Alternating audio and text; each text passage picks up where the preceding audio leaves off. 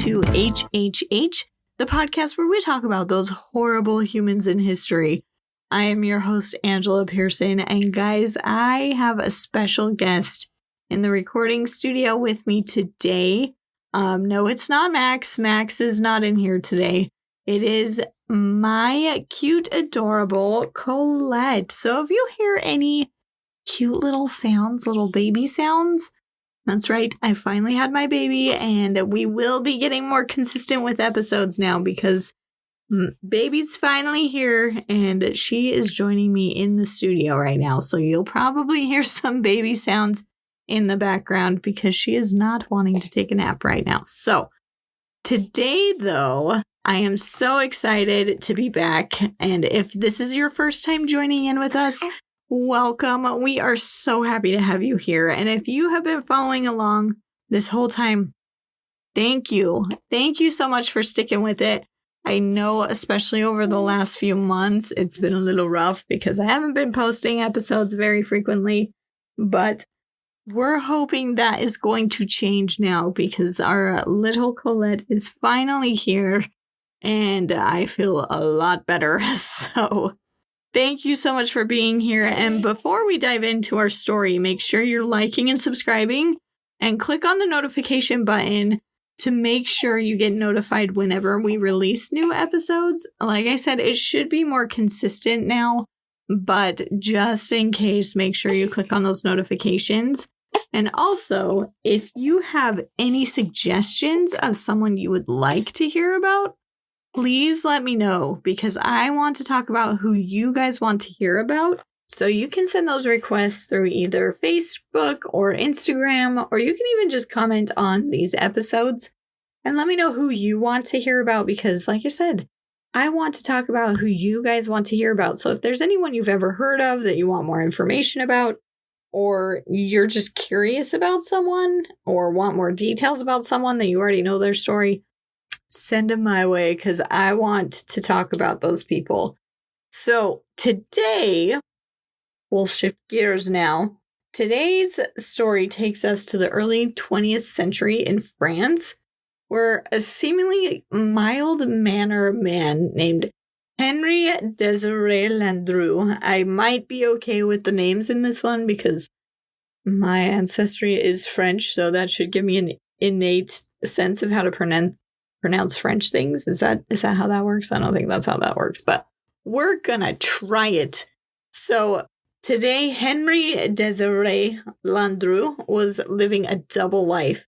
By day, he was a very polite bachelor and an amateur cook, but behind his charming letters and courtship rituals, he was targeting lonely women and making them disappear forever.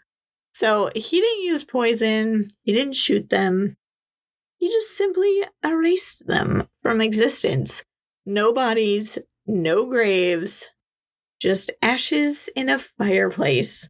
And trust me, this gets a little twisted. So the story of how Henri Landru murdered at least minimum 10 women and a teenage boy and covered his tracks for years and became one of France's most infamous serial killers. That is a story we are going to be covering today. So welcome back to HHH. We're diving right in and let's get into the story of Henri Landru.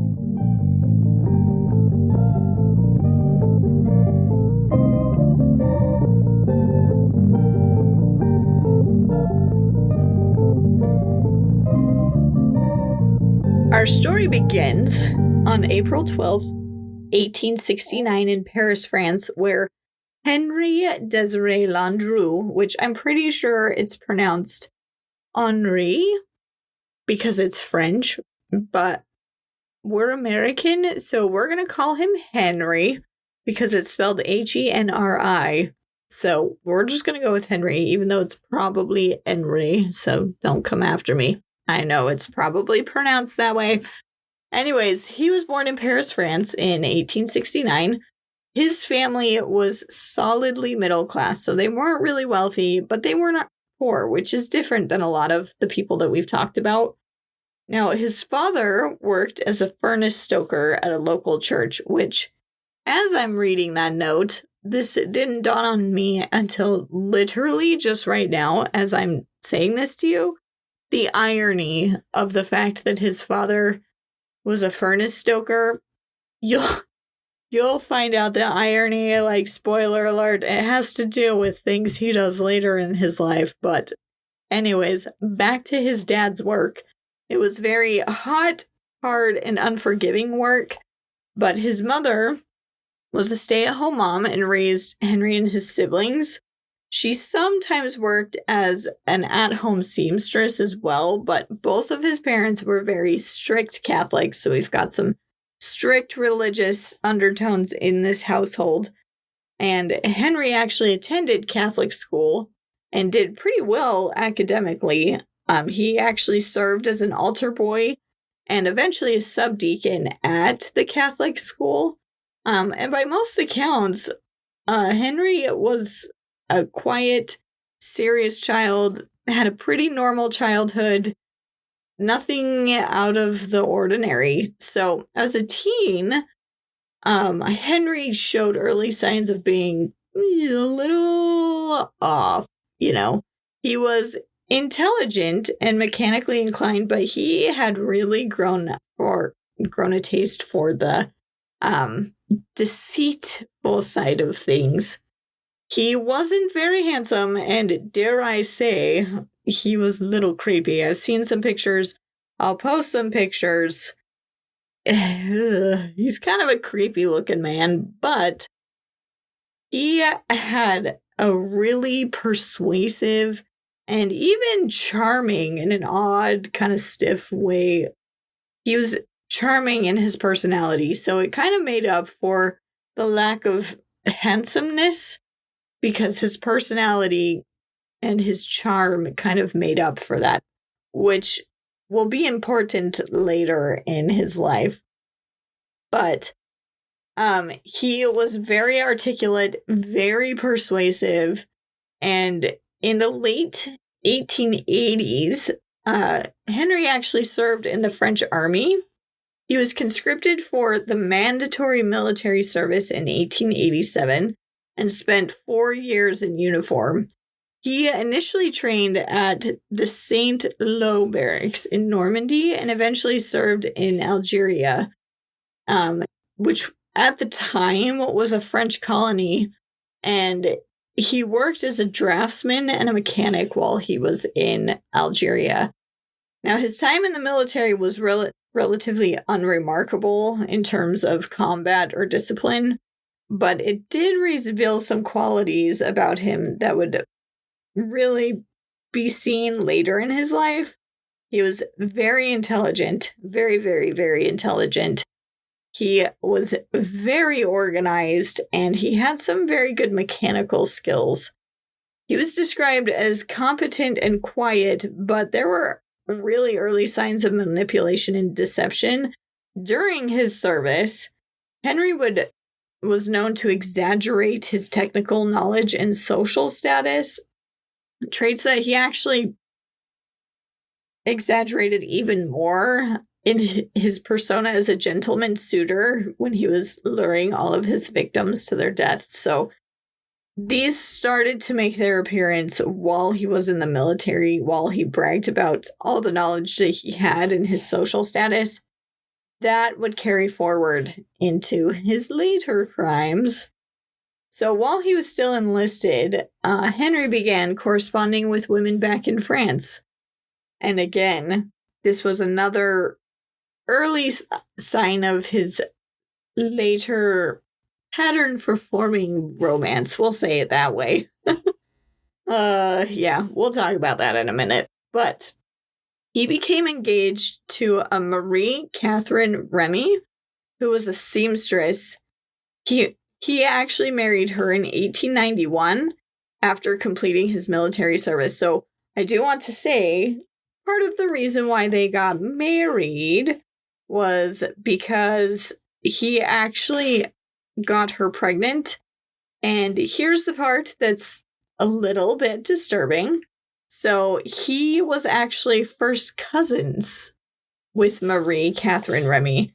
They were first cousins and they were messing around and she got pregnant. And that is why they actually got married because of that. Now, this wasn't actually unusual in France at the time. I know it sounds really icky now, first cousins, but that wasn't unusual at the time. And there was a lot of intermarriage with extended families, especially in the middle working class society. So it just helped kind of create some economic stability in the families. So although that sounds super weird for us today, it wasn't as weird at the time. I still think it's super weird, but whatever. So anyways, these two would go on to have 4 children together, even though their marriage quickly soured. So it was not a great, happy marriage, because Henry was unfaithful very frequently. He was gone a lot of the time, and he began to commit crimes, specifically schemes of fraud and such things. But that didn't stop her from supporting him. Even when he was on trial, she actually testified in his favor, saying that there was no way he could have done the crimes he was charged with. But, you know, to each their own. If she wants to support someone that there was plenty of evidence to show he was not a good guy, good for her. Let's see. So they got married, had 4 kids, and her enduring loyalty, despite his infidelity, which is so crazy to me. He cheated on her quite a bit. And despite his absence and crimes, has actually puzzled a lot of historians and biographers and myself. It actually adds a really haunting dimension to the personal life of this man, who is capable of horrifying deception and cruelty. So it makes me wonder if it was like a Stockholm Syndrome kind of situation with his wife, because it just makes zero sense to me that she would be so loyal to him after how terrible she was treated by him. But anyways, moving on, Henry began committing fraud, like I mentioned, in the early 1890s. So it wasn't very long after they actually got married in 1891. So he started committing these frauds. And at first, his scams were relatively small and non-violent. It was mostly financial fraud and just tricking people out of their money. His first known swindle came around 1893, and it was just a couple of years after he had left the military. He was really struggling to support his growing family and refused to work honestly for low wages. So he did not want a low-paying job. He thought he was better than that. So he decided that he was going to start forging documents and bouncing checks and using false identities to trick people out of money and goods. So this is kind of where his criminal exploits began, where he was just, forging checks, something small, and convincing people that he was someone that he was not. That's how it started. So early 1990s, he had a forgery where he would forge documents to sell to non-existent items. So like he would say, I own this thing. Here's the documentation. Will you buy it from me? And they would give him money, and he would give him the document saying that they owned this thing, but the thing didn't exist and they never got it. And he would also borrow, quote unquote, borrow money from acquaintances and then just disappear and never repay them. He also pretended to inherit fortunes or claimed to be in a lucrative business that didn't exist. So he would try and claim fortunes of inheritance that he didn't qualify for and those kinds of things. And he really targeted widows or women through personal ads. Now, I know we've heard this before, You remember those Lonely Heart ads where some of our killers lured their victims? Yeah, those existed in France too, and that's how he targeted a lot of his victims in like fraud cases, not just his murder victims, but like his fraud victims. He targeted widows and lonely women and would lie to them about wanting to be in relationships with them until he could steal from them. So now his first arrest actually came in 1898. He was arrested and convicted in 1898 for fraud and theft and actually served 2 years in prison. And by this time, he had a pretty good pattern of using charm and false identities to defraud women or businesses and then completely disappearing. So he has a pretty solid MO at this point. Now, in the 1900s, that's when his crimes really started to escalate. So after he was released, Henri continued a long string of cons through the early 1900s, and he was arrested multiple times in 1904, 1908, and 1914 for various fraud-related crimes. So it wasn't like he was getting away with these crimes. He was being caught and he was being punished, but that didn't stop him. So it's important to note that Henri's fraud wasn't just about the money. I really want to point that out because it was also about control, manipulation, and self-image. This guy didn't have a lot going on for himself. He wasn't very attractive. He wasn't very successful in anything. This was a way for him to control and manipulate, especially wealthy widows. So he would portray himself as a wealthy widower or an engineer or an aristocrat, depending on the situation and the con that he was trying to run. And this skill set would eventually evolve into deadly seductions and murders he committed during the war years. That would be World War I. By the way, we'll talk about that in a second. But despite his growing rap sheet, he somehow managed to maintain a facade of being a devoted family man. So he came across as a good father. I wouldn't say good husband because he was clearly cheating on his wife, but maybe she didn't realize it at the time, and so she thought he was a great husband, and everyone believed that that's what he was a devoted family man. But that would change very quickly because up to this point, he was not a violent criminal. He hadn't hurt anyone, done anything violent to anyone. But his ability to lie and defraud and disappear became razor sharp. So he got really good at that. And then something hit the world that would change everything for him. And that was World War I started. France was consumed by war, and thousands of men were dying on the front lines. So there was tons and tons of men going off to war, leaving their wives and children at home alone, and then dying and leaving them widowed. So that left behind an enormous population of widows and single women who were lonely, grieving, and vulnerable. And that was the perfect recipe for Mr. Henri. That is what he loved, was widowed, poor, vulnerable women. Not poor, by the way. I mean poor as in like poor of like their hearts broken kind of thing. That's what I mean. He liked the rich ones. Anyways, Henri saw an opportunity with all of this. So he began placing those Lonely Heart ads in the newspaper. He posted even more.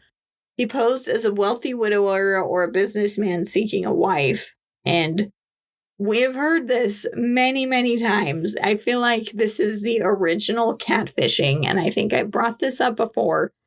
But if you think about it, in these times, like, you had no way to verify any of this. You just saw a quick blurb in the newspaper, and you were like, yeah, cool, that sounds great to me. Let's meet this person. And that was it. Like, you had no way to verify any information. There was no Googling. There was no, like, checking social media or anything. It was just literally words on a newspaper. So this was how he targeted women. So he used quite a few fake names. Again, our killer using a different name than his original name. Shocker. Color me surprised. He would use the names DuPont, Fremiet, and Diard. And he met women from all across France. Now, between 1915 and 1919, they believe that Henry courted at least 283 women. 283 women using these ads. That is insane. He would seduce them, write them flowery letters, tell them how wonderful and beautiful they were, and promise wealth and that he would take care of them. So he would flatter them, and then he would seduce them and propose marriage, and then persuade them to withdraw all their money, sell their property, or even give him power of attorney. And then he'd invite them to his rented villa in Gambia, which is outside of Paris. And then they would mysteriously vanish. I mean, not all of them vanished, which we will talk about in a second, but that is how he worked. So he kept meticulous records, which is important. Because remember, when he was little, he was very organized. When he was in the military, that was one thing he was known for, was being very organized. So he kept meticulous records. Once a woman arrived at the villa, she was never seen again, and he would forge letters to her family. Again, where have we heard this before? And he would explain that she had eloped or left the country for a different life, or, any number of excuses that he could think of. And he would just sell off all of her belongings, close out all of her bank accounts, and burn anything that could connect that woman to him. So, like I said, not all of his victims were murdered. Not all of them disappeared. Let's talk about some of them that did disappear. So, Henry is believed to have murdered at least 11 women. I think I said 10 before. It goes back and forth. It's either 10 or 11. And a teenage son of one of the victims between 1915 and 1919. So during the chaos of World War I, it was a lot easier to make people disappear because, there's a war going on. So he would lure them in and then murder them and dispose of their bodies, which I'll explain how he did that in a little bit. So based on police investigations and witness testimony, the timeline reconstructed during the 1921 trial, each story follows kind of a similar pattern where he emotionally manipulated them, he financially exploited them, and then killed them. And like I said, all of these victims vanished between 1915 and 1919. And he was the last person that anyone saw them with. So it was pretty clear that he was probably the suspect. So the first murder was, and again, bad at pronouncing names. You guys should know this by now, so don't come after me. Jean Couchette and her son Andre Couchette were the first victims. So Jean was 39 and her son Andre was 17. And they disappeared in January of 1915. Jean was a widow seamstress that had lived in Paris with her son. And she met Henry in late 1914 after responding to one of his personal ads. And he used the alias Lucien Gilliet. He claimed to be a wealthy widower and a former officer, and Jean believed that he intended to marry her. So she and Andre moved with Henry to the villa near Paris, and in January 1915, both of them vanished. Now, neighbors noticed that Henry burned really large fires in a stove shortly after their disappearance, which is important. But the police later found her sewing machine and personal items among Henri's possessions. So this was the beginning of his killing spree, as these two. His next victim was Anne Cullum, 44. She disappeared in December of 1915. So about almost a year later. Anne was a lonely woman from Paris who answered again one of his Lonely Heart ads. He used a false name and promised her marriage, and she was last seen leaving her home to meet Ivry-sur-Seine, which was one of his false names. And she vanished without a trace, and no relatives pursued her disappearance, which helped Henri avoid suspicion. So, which is so sad. Like, no one even cared that she disappeared. That is just so sad, and no wonder why she was so lonely. So, the next victim was Bertha Heon, 55 years old. She disappeared in February of 1916, so he did not wait as long this time. She was a devout Catholic widow and had recently inherited a very small fortune. So she met Henri in early 1916 when he used the name George Fremet. He courted her and convinced her to withdraw all of her savings, and they were last seen traveling to his rented villa, and she disappeared within days of going to his villa. And eventually, Henri actually sold all her furniture. That's kind of how they made the connection between the two of them. The next victim was Annette Pascal. She was 38 years old. She disappeared in April 1916. She actually worked as a housekeeper and had a modest savings account. She was lured by Henri's promises of a peaceful life in the countryside. And after moving to the secret chateau, or whatever it's called, sorry, my brain just turned off, she disappeared. And friends received a lot of misleading letters that were all written by Henri, claiming that she was well and traveling around the world. So they kind of knew something was suspicious in that, in these letters. So the next victim was Celestine Buisson.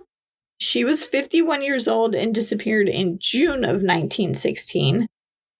So Celestine had recently left her husband and met Henri, who was using the alias Raymond Diard.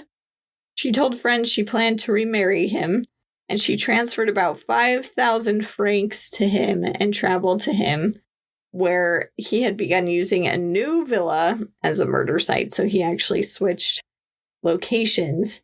Her sister became suspicious after months of silence and alerted the police, which actually helped bring Henri to justice. So we'll talk about that in a little bit. But the next victim was Marie-Angelique Oliver. She was 55 and disappeared in October 1917.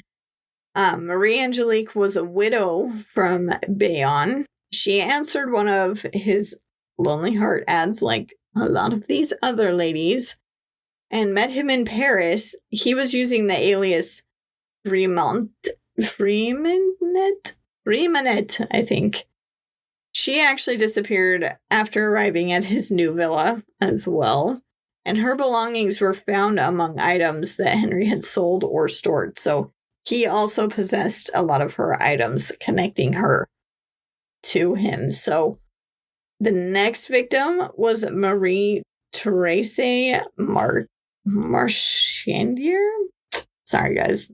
She was 38. She disappeared in December of 1917.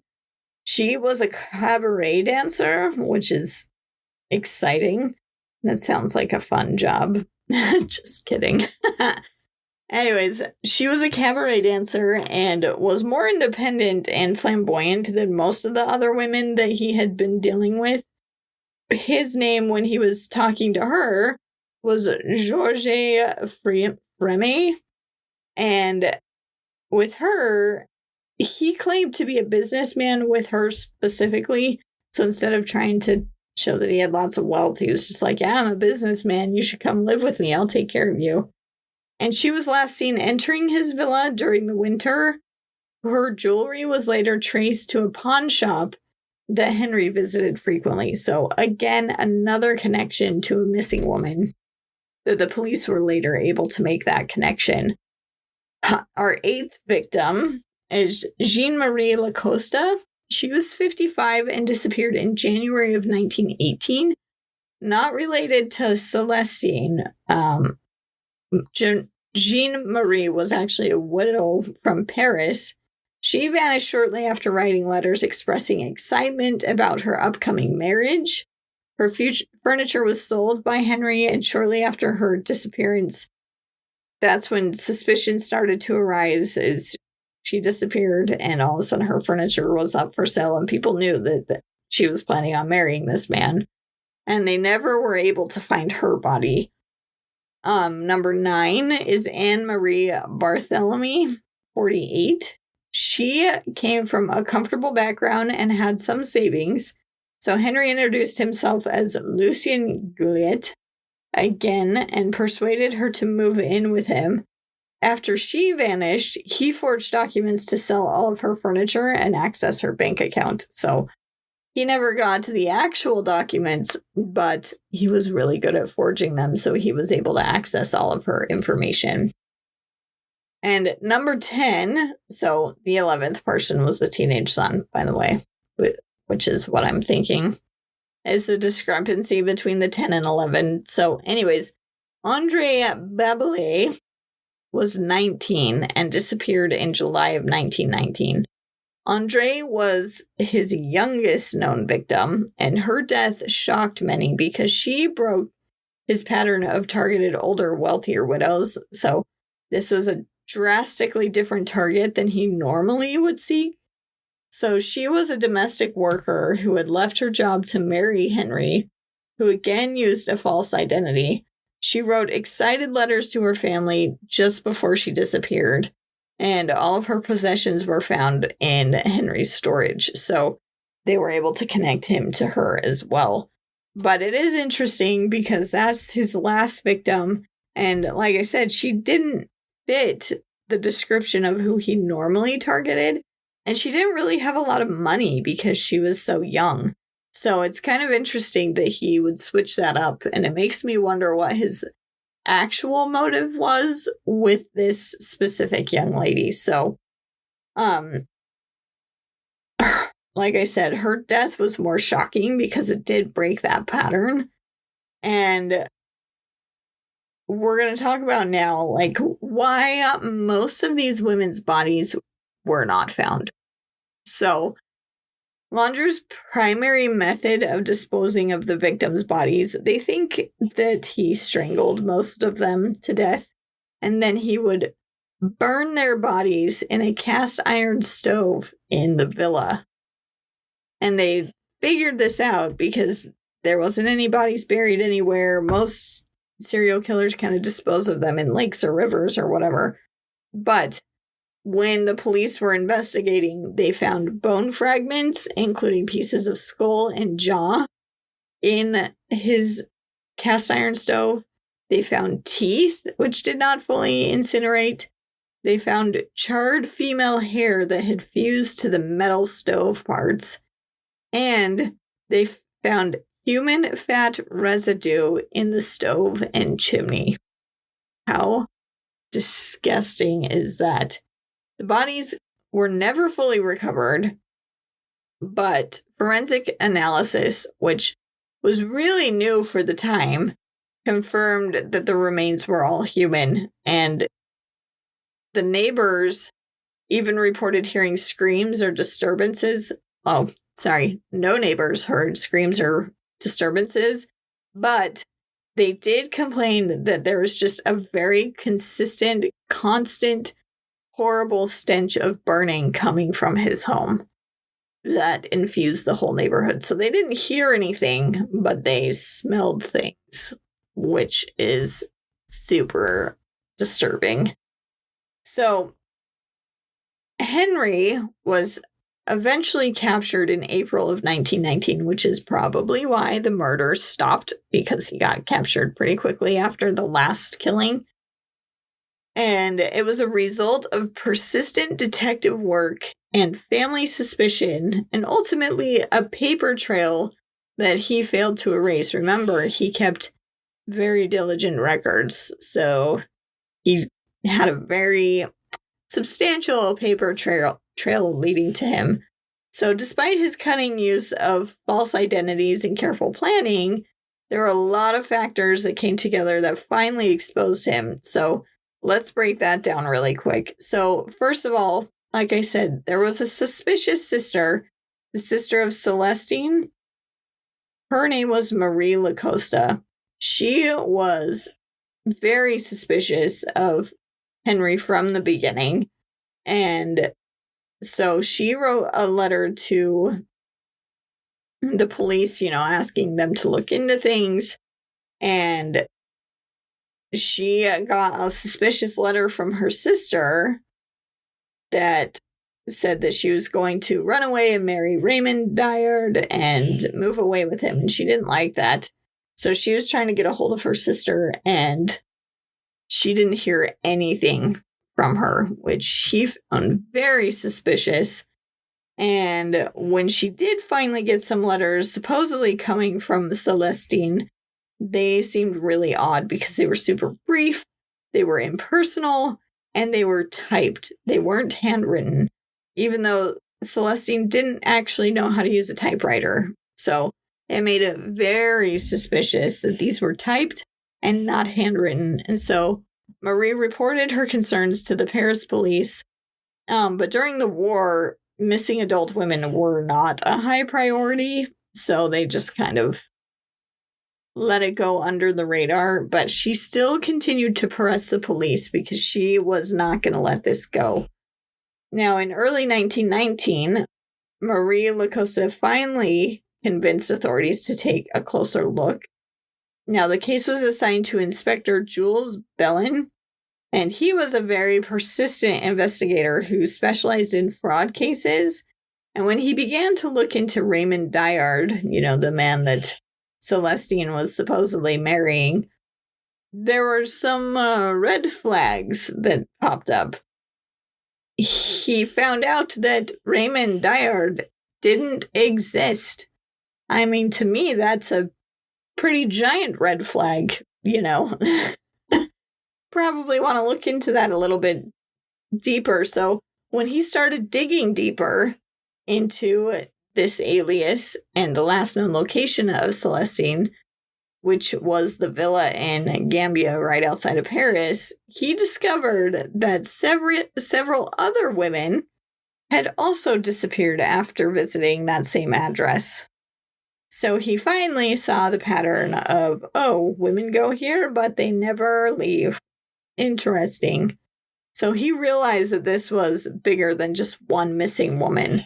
So, like I said, the paper trail that Henry left for himself was his biggest downfall, because that was his greatest strength, was his meticulous planning, but it became his downfall. He kept a small black notebook, which apparently is still able to be seen in the police archives in France. So he kept a small black notebook, which he recorded all the names, dates, aliases, and financial transactions with the women that he courted. So it basically was a victim list that he kept, and kept track of what he called himself and it's literally all the evidence the police need to convict him. So it included the names of 283 women, which he had contacted through personal ads, the dates of meeting them, money transfers, and notes like property sold or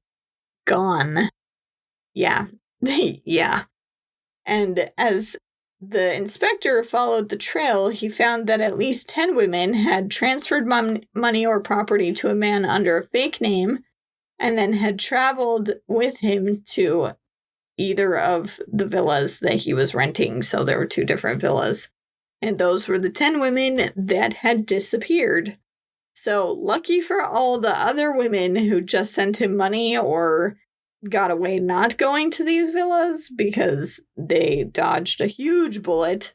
Now, Henry had also pawned off many of the victims' belongings under yet more false names, but the pawn shop records and signatures linked all the way back to him, so there was a lot of evidence against him. And by early April 1919, police had identified Henri's real name and placed him under surveillance. So he was seen visiting a storage facility where he kept furniture and personal effects that belonged to some of the missing women. So the police were onto him and watching him and making sure that he truly was connected to all these women. And on April 12th, 1919, Henri was arrested outside a furniture store in Paris. He was using yet another false identity at the time, trying to sell off some furniture. So after his arrest, police searched the villas. And in the villa in Gambia, they found no bodies, but extensive evidence of fires in the kitchen stove, traces of bone, teeth, and human fat. The storage lockers had personal belonging, documents, jewelry, and clothes from several of the victims. And obviously his black notebook that had all the information they needed linking him to the murders. So even though Henri never confessed to any of the murders, there was plenty of circumstantial and forensic evidence to prove that he was the guilty party. So why did it take so long to take him in? Well, because of World War I. Like I mentioned earlier, missing women were not a priority at the time. They were literally trying to fight Germany and keep the Germans out of France. And social norms discouraged investigating missing adult women too aggressively because who knows? I don't understand that social norm. But using a lot of aliases and rental properties helped cover Henri's trail for a little bit as well. So he was smart in using those aliases. It just took them a little longer to find him. And he nearly got away with that. But without the sisters' persistence, he actually might have never been caught. So there's a lot that is owed to that sister and never giving up on trying to get some justice for her missing sister. So his trial became kind of a, media circus? Is that what we can call it? So it took place just after World War I had finished, and it captivated the public, who was weary of death but fascinated by the horrors of what this mid-looking man had done. Like I told you, he has a little bit of the creep factor, so it's fascinating to see what he was able to get away with. And it fascinated the public as well. So his trial started November 7th and went through November 30th in 1921. And he was charged with 11 counts of premeditated murder, 1 count of murder. So the 11 counts of premeditated murder applied to all the women. The 1 count of murder applied to the 17-year-old son of the first victim. And then numerous counts of fraud, theft, and forgery. So, like I said, it became a public spectacle. It was a media circus, like journalists, novelists, artists, and just the general public crammed into that courtroom because they wanted to see what was happening. And they were issuing tickets because of how many people wanted to come and see Bluebeard of Gambia in person. Yeah, this is Mr. Bluebeard. Remember, we've talked about a Bluebeard before? This Bluebeard actually has a beard. I will say that. Our last Bluebeard did not have a beard. This Bluebeard, he's got a beard. So, there's that. But anyways, he was a very small man, bearded. He stayed composed and was disturbingly polite throughout the trial. He never confessed to any of the murders and maintained a very cold, calculated demeanor throughout the trial. And his bizarre confidence and smug behavior only added to the public's morbid fascination, because he was very cocky and confident that he was going to get away with this. Even though there were no bodies that were fully recovered, there was way too much evidence proving that it was him. And we kind of went through that where they found the bones and teeth and hair and the black notebook and just all the forged letters that he sent. There was so much evidence against him. And despite the lack of eyewitness accounts of the killings or intact bodies, the jury did find the pattern too precise and overwhelming to ignore. So they did convict him. And the verdict came in on November 30th, 1921, after 3 weeks of trial and just a 4-hour jury deliberation. He was found guilty on all counts of murder and fraud, and he was sentenced to death by guillotine. So, Henri reportedly showed zero emotion when the sentence was read, and he remained stoic, even arrogant to the end. So, he was executed on February 25th, 1922, and he was executed in the Versailles prison courtyard. Henri was executed by guillotine at dawn. According to prison officials, he remained calm and silent in his final moments. When asked by his lawyer if he had any last words or confessions to make, he reportedly replied, "No, I am no fool." And he supposedly also said to his lawyer, he whispered, "Don't look, this will not be pretty." Those are supposedly his last words, is "Don't look, this will not be pretty." So the final statement of I'm not a fool was cold and ambiguous, and it was more like he was taking the truth of the situation to his grave, even though everyone knew what actually had happened. So Henri Landru's case had a massive impact on French criminal justice and public opinion. It exposed the vulnerability of women in post-war France and sparked debates about privacy, loneliness, and the dangers of modern courtship, which is super interesting because, like I said, it's like the early days of catfishing, but way worse because you can't do any digging on the individuals at all. So his trial also marked one of the earliest uses of forensic analysis in a murder case without bodies. So this was the first time they were using, they found teeth and like human hair and those kinds of things. And it was a blueprint for how circumstantial evidence could be used to convict a killer. So the legacy of Henri Landru became a symbol of cold, calculated evil.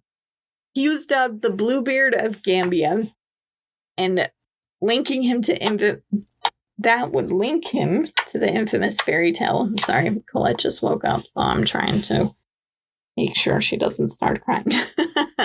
So sorry, I got distracted.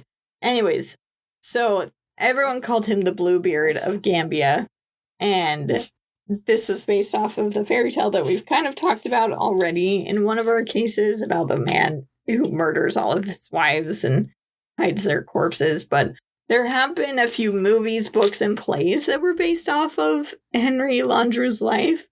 Even Charlie Chaplin loosely based his film Monsieur Verdot on Henri Landru. So turning the real-life monster into a dark comedy. So he did have some impact, and there have been some people who have tried to romanticize him, calling him the French Casanova or suggesting he was framed, but the evidence is too overwhelming. Henri wasn't a common, just scorned lover or something. He wasn't just a con man. He was a remorseless predator who saw women as disposable and a stepping stone to gain wealth. So that is our story of Henri Désiré Landru.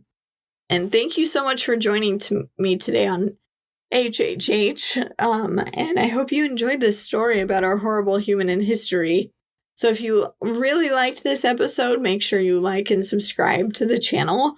And again, if there are any horrible humans that you want to hear about, please message me. I'm always open to all of your dark suggestions. And make sure you tune in next week. And yes, I am going to try and have an episode out next week. I want to get back on the weekly release of episodes. So I am planning on releasing one next week. And the episode next week, we are going to be looking into a case from the late 1700s in Germany. And we will be talking about Jessie Gottfried, a woman serial killer who was the last person to be publicly executed in Germany. So make sure you tune in. I will see you next week. Again, my name is Angela Pearson, and I look forward to talking to you guys again next week, because we have so many more stories to go through. So we'll see you next week on Horrible Humans in History.